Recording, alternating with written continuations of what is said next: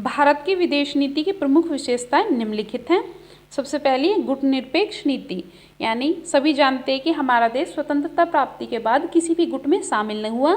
इसके कुछ रीजंस थे। सबसे पहले उसमें था भारत ने विश्व राजनीति में अपनी पृथक पहचान तथा स्वतंत्र अस्तित्व बनाए रखने के लिए, सबसे पहली चीज़ है भारत क्या अंतर्राष्ट्रीय स्तर पर अपनी अलग पहचान बनाना चाहता था, और दूसरा भारत अपने स्वतंत्रता को भी बनाए रखना चाहता था। इसी उद्देश्य से गुटनिरपेक्ष नीति का अनुपालन किया। भारत किसी भी गुट में शामिल होकर विश्व में अनावश्यक तनावपूर्ण स्थिति पैदा करने का इच्छुक नहीं था, क्योंकि अगर भारत किसी भी गुट में शामिल होता तो भारत की शासन प्रणाली या नीतियों पर उस गुट विशेष का नेतृत्व का दृष्टिकोण अधिक प्रभावशाली हो जाता। यानी कोई भी एक गुट, चाहे भारत अमेरिकन गुट में शामिल होता है फिर सोवियत संघ के गुट में शामिल होता, तो इससे क्या होता कि उन देशों का हमारी जो हमारी आंतरिक राजनीति है उस पर प्रभाव पड़ता, हमारे आंतरिक स्वतंत्रता पर प्रभाव पड़ता। इसलिए भारत ने यही सही समझा कि हम जो है दोनों गुटों से अलग रहते हैं और दूर से ही हम जो उनके मसले हैं उनको सुलझाने का प्रयास करते हैं, क्योंकि भारत की सीमाएं साम्यवादी देशों से जुड़ी थी।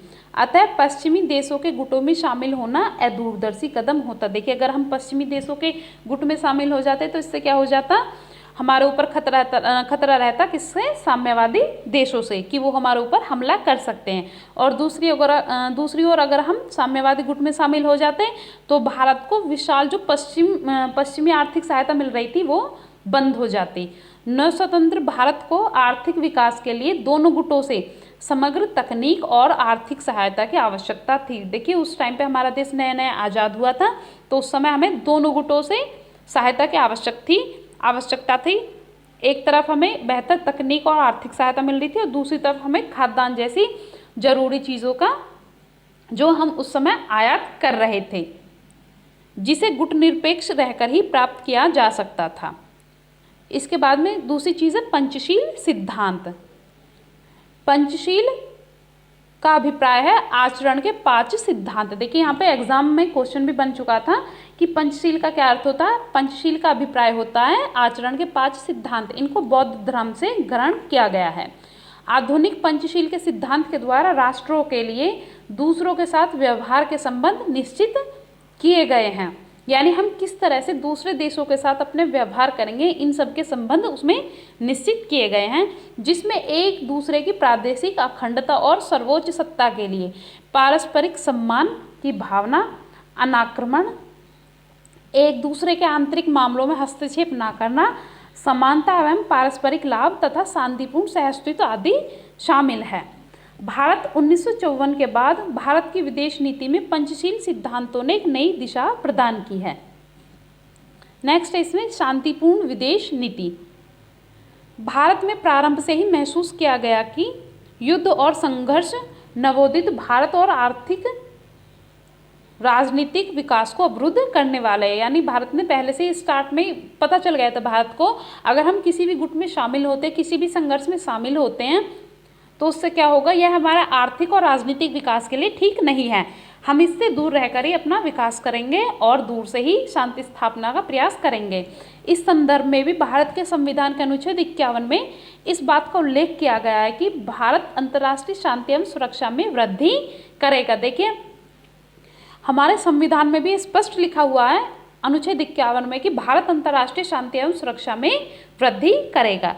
अगस्त 1954 में पणिक्कर ने कहा था कि भारत को इस बात की बहुत चिंता है कि उसकी प्रगति को तथा सामान्य रूप से मानव जाति की उन्नति को संकट में डालने वाला कोई युद्ध ना हो। देखिए, पणिक्कर ने उस समय पर बिल्कुल क्लियर बोल दिया था कि भारत चाहता है कि कोई भी ऐसा युद्ध ना हो जो कि मानव की उन्नति को रोके, और दूसरा कोई भी इस तरह की घटना ना हो जो मानव जाति के लिए खतरा पैदा करे।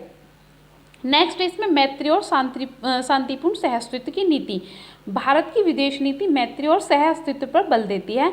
अगर सहअस्तित्व को स्वीकार नहीं किया जाए तो आणविक अस्त्रों की समूची दुनिया का विनाश हो जाएगा। देखिए, आज का टाइम क्या है, आज के टाइम में इतने सारे हथियार चल गए हैं, इतने सारे कह सकते हैं हम परमाणु हथियार हो गए, रासायनिक हथियार हो गए, कह सकते हैं अगर हम एक दूसरे को अस्तित्व को नहीं अपनाएंगे एक दूसरे का, तो क्या है, समूचा विश्व चुटकियों में ही नष्ट हो जाएगा। तो इसलिए प्रत्येक राष्ट्र के लिए आवश्यक है कि वो एक दूसरे के अस्तित्व को स्वीकार करे, एक दूसरे के साथ मैत्रीपूर्ण और शांतिपूर्ण जो है संबंध का निर्माण करे। इसी कारण भारत ने अधिक से अधिक देशों के साथ मैत्री संधि और व्यापारिक समझौते किए हैं। नेक्स्ट है इसमें संयुक्त राष्ट्र तथा विश्व शांति के समर्थक, यानी हमारा जो विदेश नीति थी वो कैसी, संयुक्त राष्ट्र और विश्व शांति की भी समर्थक रही है। भारत संयुक्त राष्ट्र के मूल सदस्यों में से एक रहा है, यानी जब संयुक्त राष्ट्र संघ का निर्माण हुआ था तो भारत भी उन सदस्यों में से एक रहा था, उसके निर्माणकर्ताओं सदस्यों में से एक रहा था। भारत ने संयुक्त राष्ट्र के चार्टर पर भी हस्ताक्षर किए हैं। तब से लेकर आज तक भारत ने संयुक्त राष्ट्र तथा दूसरे अंतर्राष्ट्रीय संस्थाओं के क्रियाकलापों का समर्थन किया है, यानी संयुक्त राष्ट्र संघ ने और दूसरी जो अंतर्राष्ट्रीय संस्थाएं हैं उन्होंने विश्व में शांति के लिए जो जो प्रयास किए हैं, विश्व के अच्छे के लिए जो जो कार्य किए, भारत ने उन सभी का समर्थन किया है। संयुक्त राष्ट्र की विचारधारा का समर्थन करना तथा स्थित क्रियाकलापों में सकारात्मक तथा रचनात्मक रूप से भाग लेना भारत की विदेश नीति का महत्वपूर्ण सिद्धांत रहा है। तो ये हो गए भारत की विदेश नीति की प्रमुख विशेषताएं। अब हम इनसे जुड़े हुए कुछ प्रश्नों को हल कर लेते हैं। प्रश्न 1, निम्नलिखित में से कौन पंचशील का सिद्धांत 1954 में शामिल नहीं है? तो इसमें ऑप्शन देती हूँ मैं। एक दूसरे की क्षेत्रीय अखंडता तथा संप्रभुता के लिए पारस्परिक सम्मान। ऑप्शन 2 है परमाणु हथियारों को विकास नहीं करना। ऑप्शन 3 है समानता तथा पारस्परिक लाभ। और ऑप्शन 4 है शांतिपूर्ण सह अस्तित्व। देखिए इसमें तीनों तो है। ऑप्शन ए यानी हम एक दूसरे की क्षेत्रीय अखंडता और संप्रभुता के लिए पारस्परिक सम्मान करेंगे, दूसरा समानता और पारस्परिक लाभ के लिए हम कार्य करेंगे, और तीसरा शांतिपूर्ण सह अस्तित्व। लेकिन इसमें ये तो कहीं दिया ही नहीं है जो हमारे जो पंचशील सिद्धांत है, परमाणु हथियारों का विकास नहीं करना, तो ये इसमें क्या है, गलत है।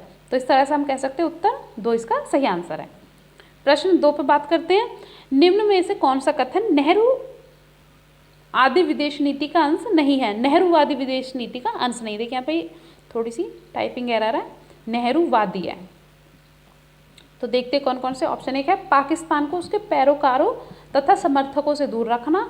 दूसरा है पाकिस्तान के साथ मैत्री व सहयोग की संधि का प्रयास करना।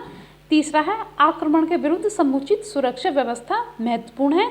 और चौथा है विश्व में शांति स्थापना करना। तो इसका जो ही सही उत्तर होगा वो है उत्तर 2, पाकिस्तान के साथ मैत्री व सहयोग की संधि करने का प्रयास करना। यह भारत की नेहरूवादी विदेश नीति का भाग नहीं है। प्रश्न 3 देखते हैं। पंचशील के सिद्धांत किस धर्म की देन है? और देखिए ये क्वेश्चन बन चुका है एग्जाम में। ईसाई धर्म या फिर इस्लाम धर्म या फिर हिंदुज्म या फिर बौद्ध। तो इसका सही उत्तर क्या है? बौद्ध धर्म। तो पंचशील के सिद्धांत जो है वो हमने बौद्ध धर्म से लिए हैं। प्रश्न 4, भारत की विदेश नीति पर किसके व्यक्तित्व की स्पष्ट छाप दिखाई देती है? बहुत ही आसान क्वेश्चन है। प्रश्न इसमें है ऑप्शन 1 है पंडित नेहरू, ऑप्शन 2 महात्मा गांधी, ऑप्शन 3 सरदार पटेल या ऑप्शन 4 इनमें से कोई नहीं। तो इसका सही उत्तर क्या है? पंडित नेहरू। भारत की विदेश नीति पर अगर किसी व्यक्ति का सबसे अधिक प्रभाव पड़ा है वो है हमारे पहले प्राइम मिनिस्टर पंडित नेहरू जी। तो आप ये याद रखना। और सबसे अंतिम क्वेश्चन है सही उत्तर चुनिए। देखिए इस तरह के क्वेश्चन काफ़ी आने लगे नेट में, तो आप ये याद रखेंगे। इसमें असर्शन और रीज़न के हैं ये क्वेश्चन। भारत संयुक्त राष्ट्र संघ की सुरक्षा परिषद का स्थायी सदस्य बनना चाहता है। आपको बताना है कि इनमें से कौन सा सही है और कौन सा नहीं है। और दूसरा, भारत एक परमाणु शक्ति संपन्न राष्ट्र है। अब देखते हैं ऑप्शन, देखते हैं ए और आर दोनों सही है तथा ए आर की सही व्याख्या करता है। दूसरा है ए और आर दोनों सही है परंतु ए आर की सही व्याख्या नहीं करता है। तीसरा ऑप्शन है ए सही है और आर गलत है। और चौथा ऑप्शन है ए गलत है तथा आर सही है। तो इसका सही उत्तर क्या होगा? उत्तर 2, यानी ए और आर दोनों सही है परंतु ए आर की सही व्याख्या नहीं करता। हाँ, यह सत्य है कि भारत संयुक्त राष्ट्र संघ में सुरक्षा परिषद का स्थायी सदस्य बनना चाहता है। और दूसरा, यह भी सत्य है कि भारत एक परमाणु शक्ति संपन्न राष्ट्र है। लेकिन क्या है, ये कथन एक दूसरे कथन की व्याख्या नहीं करते। तो इस तरह से गलत हो जाएगा। और हमारा 6 क्वेश्चन है, जे बंदोपाध्याय की पुस्तक का पूरा नाम क्या है? ऑप्शन देती हूँ मैं। The making of India's foreign policy, दूसरा है इंडियाज़ फॉरेन पॉलिसी, और तीसरा है फॉरेन पॉलिसी ऑफ इंडिया, या फिर फोर्थ है उपयुक्त में से कोई नहीं। तो इसका सही उत्तर क्या है? उत्तर एक, the making of India's foreign policy. ये जे बंदोपाध्याय की पुस्तक है, बहुत ही ज़्यादा इंपॉर्टेंट है, पूरी संभावना आपकी बार ये प्रश्न में आने की, एग्जाम में आने की। सो स्टूडेंट्स, ये था हमारा आज का लेक्चर। आई होप कि आपको पसंद आया होगा। प्लीज़ हमारे चैनल को ज़्यादा से ज़्यादा सब्सक्राइब करें, लाइक कीजिए और वीडियो को शेयर कीजिए। Thank you so much. मिलते हैं नेक्स्ट वीडियो में।